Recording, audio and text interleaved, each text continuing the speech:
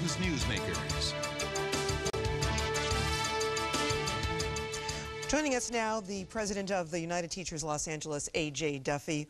We want to welcome you back to this program. You've been president of the union since 2005. Yes. We have a number of important topics, but I think first, speaking for teachers, who are the students' literal first line of defense in school emergencies, what can you say about this past week in light of the school shootings? Well, first off, we're very proud of our teachers and our health and human service professionals that work at the school sites. They reacted quickly. They reacted in exactly the right way. Teachers and administrators worked collaboratively to shut schools down, to keep the students in classrooms, which is a good procedure to make sure that they were safe and secure. On the other hand, the budget cuts are at the root cause of why this happened. We used to have more security, and we have far less now. And I hope that together, the teachers union, along with administrators and the district, can come up with some contingency plans that will bring safety and security back to the school sites. Let's turn now to a decision this past week affecting teachers. Seniority-based layoffs at low-income and the poor area schools. Reed versus the state of California. Some 40 schools affected now. These teachers here, many of them newer hired teachers, will be exempt from layoffs that we just heard the superintendent-elect saying will be coming. Yes. Yes, the decision has been made by the court, and we will be appealing it. And we'll be appealing it because we believe it does not deal with the root cause of why teachers leave hard-to-staff schools. And that is very simple. It is well documented. If you want teachers to stay at these schools, you need to create safe, secure, clean, healthy environments with administrative backup and support, particularly in the areas of discipline, and models of shared distributed leadership so that teachers can buy into the vision of the school. And there needs to be a strong community parent outreach that brings the community into the school so the community can make it part of the community. But these teachers were not leaving the schools. It sounded like some of these teachers were committed, but that the turnover that was taking place more rapidly in these schools due to layoffs was unfair to the students there. No. People were actually leaving because of the circumstances at those schools. Those schools were not clean. They were not safe. They were not secure. There was not true administrative backup and support. That's why people leave those schools. And I know that in the new scenario, they're going to offer incentives.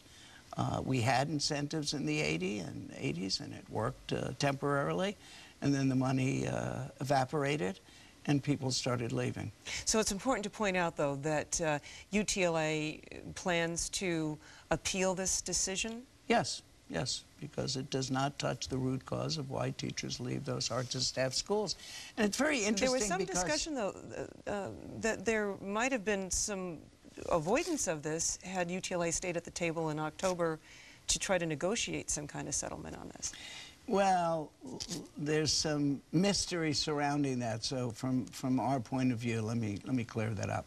We were in discussion with the ACLU in July and August when the initial discussions started. When the meaningful discussions were occurring with the district, we were not invited. And we have seen some emails that have gone back and forth from the district and the ACLU that would indicate very strongly that they intended to reach out to us and make us a part of this, but we were left out of the loop in the last 5 or 6 weeks when the critical decisions were made. All right, UTLA President A.J. Duffy, we have more to talk to you about. We'll be back with more Newsmakers right after this. You're watching Eyewitness Newsmakers. Back with UTLA President A.J. Duffy. Let's talk about teacher evaluations. Where does the union stand on this? It seems to be at such loggerheads with the district. We called for new evaluation systems in a editorial well over a year ago. We are, in fact, sitting at the table now negotiating it, but we're doing something very unique also. We're at the table with the Association of Administrators and the district as a study group looking at evaluation systems all over the country.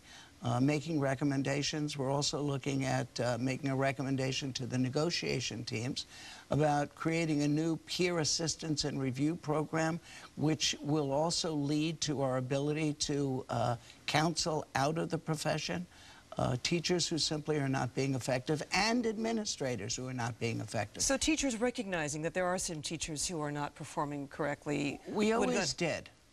We always did. We always wanted professional development that helped. We always wanted peer assistance and review.